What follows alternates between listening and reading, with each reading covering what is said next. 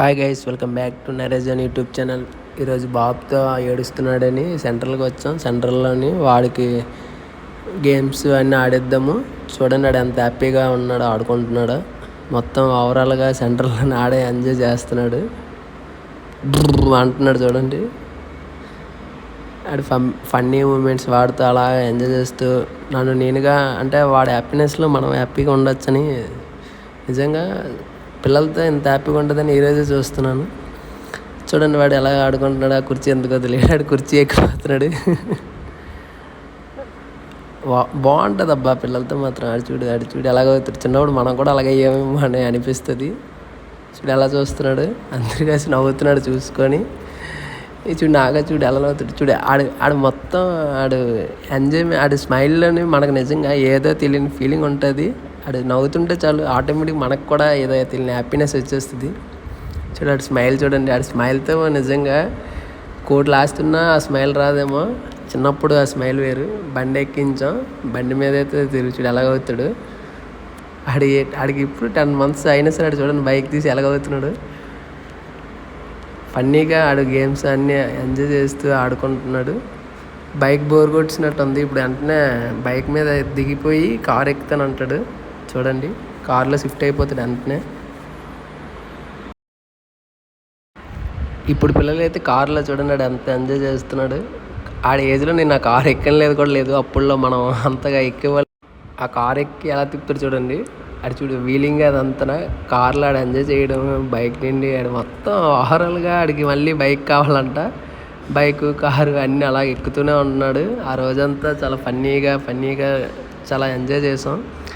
బాబుతో అయితే ఫైనల్లీ ఎంతో వాడు చేసే ఎంజాయ్మెంట్లో అనేది చాలా హ్యాపీగా ఫీల్ అయ్యాను. మొత్తం బాబు హ్యాపీనెస్నే ఇంకా మన పెద్దలు ఏమనుకుంటారు అనేది ఇప్పుడు అర్థమైంది. అంటే మన తల్లిదండ్రులు ఏమనుకుంటారని నేను తండ్రి అయ్యాక తెలిసింది.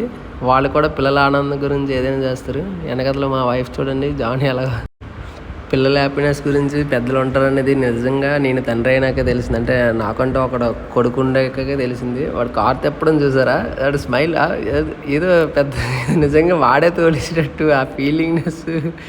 ఆడి గట్టి కొడుతూ 10 months కూడా లేదు. ఆడు చూడు వీలింగ్ తెప్పడం చూసారు. ఆడు నవ్వు ఎక్కువ మమ్మీ అంటున్నాడు. ఎక్కడైనా వస్తుంది. సర్లే అయితే నీ వెనకదలు రా అనుకొని వదిలేశాడు. డాడీ నువ్వేనా ఎక్కడ అడుగుతున్నాడు. నేను ఎక్కడరా బైక్ తీయని అన్నాడు. బైక్ తీసాడు. మళ్ళీ బైక్తో వెనకాల తొగిడం అయిపోతుంది. నాకు బైక్ వదిలేస్తాను రా నువ్వే తీయాలని చెప్తుంటే సరే డాడీ బండి వదిలి చేతి అంటున్నాను అండి. సర్లే అని చేయి వదిలేశాను.